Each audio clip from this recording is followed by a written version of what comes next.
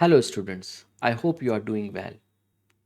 हमारी सेल्स के अंदर कुछ ऐसी स्ट्रक्चर्स होती हैं जो डिटॉक्सिफाई करती हैं सेल्स को, या फिर हमारी सेल्स के जो मेटाबॉलिक वेस्ट होते हैं वो उनको मैनेज करती हैं।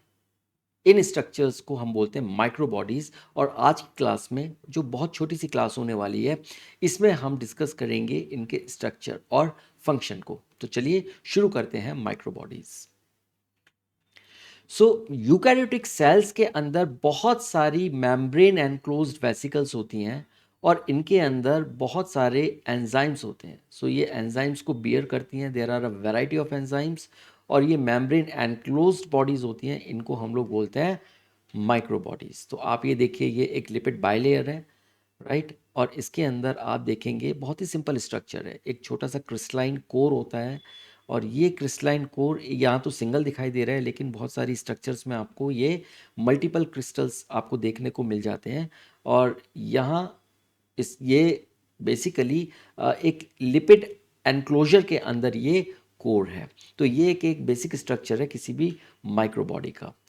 अब जो माइक्रोबॉडीज़ के अंदर जो एंजाइम्स होते हैं वो बेसिकली यूकैरियोटिक सेल्स उनको डिस्ट्रीब्यूट करती हैं, और उसी से ही वो पूरे मेटाबॉलिज्म को कंट्रोल करती हैं। So basically the distribution of enzymes into microbodies is one main way eukaryotic cells organise their metabolism. तो अगर ये नहीं होंगी माइक्रोबॉडीज़, तो क्या होगा कि हमारे एंजाइम्स का सही डिस्ट्रीब्यूशन नहीं हो पाएगा, और जब सही डिस्ट्रीब्यूशन नहीं हो पाएगा तो मेटाबॉलिक डिसऑर्डर्स होने के चांसेस हो जाएंगे, और हो सकता है मेटाबॉलिक डिसऑर्डर्स हो जाए।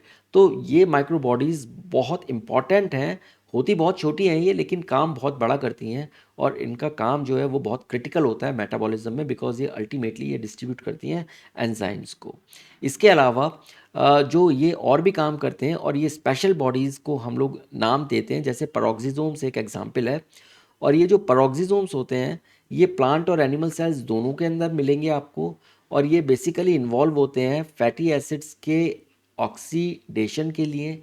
ये कोलेस्ट्रॉल को सिंथेसाइज करते हैं, और साथ में ये कुछ हार्मफुल सब्सटेंसेस जैसे हाइड्रोजन पेरोक्साइड होती है वो उसको डिटॉक्सिफाई करते हैं, उसको वाटर में कन्वर्ट कर देते हैं। तो आप जानते हैं कि हाइड्रोजन पेरोक्साइड इज H2O2, और उसको ये वाटर में कन्वर्ट कर देते हैं। तो इस तरीके से ये हमारी सेल्स को डिटॉक्सिफाई करने का काम करते हैं। तो बहुत इंपॉर्टेंट ऑर्गेनेलीज हैं ये पेरोक्सिसोम्स। इसके अलावा एक और माइक्रोबॉडी है, उसका नाम होता है ग्लाइऑक्सिसोम्स।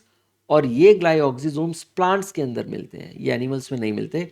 इन ये बहुत ही स्पेशल पेरोक्सिसोम्स होते हैं जिनका काम होता है हमारे जो फैट्स स्टोर्ड होते हैं उनको वो कार्बोहाइड्रेट में कन्वर्ट करते हैं जब सीड जर्मिनेट करता है, पर्टिकुलरली सीड जर्मिनेशन के वक्त।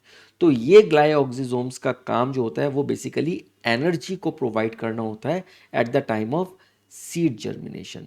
तो ये दो एग्जाम्पल्स हैं जो इस बात को इंडिकेट करते हैं कि माइक्रोबॉडीज अपने आप में है तो बहुत छोटी स्ट्रक्चर्स, लेकिन वो उनके जो फंक्शंस हैं वो बहुत ही क्रिटिकल फंक्शंस होते हैं। तो ये दोनों पर्टिकुलर माइक्रोबॉडीज़ पेरोक्सिसोम्स और ग्लाइऑक्सिसोम्स आप याद कर लीजिए, और ये एग्ज़ाम्स के लिए इम्पॉर्टेंट है, और इसमें काफ़ी क्वेश्चंस कई बार पूछे जाते हैं, पर्टिकुलरली उनका नाम, वो कहाँ मिलते हैं, और उनका मेन फंक्शन क्या है।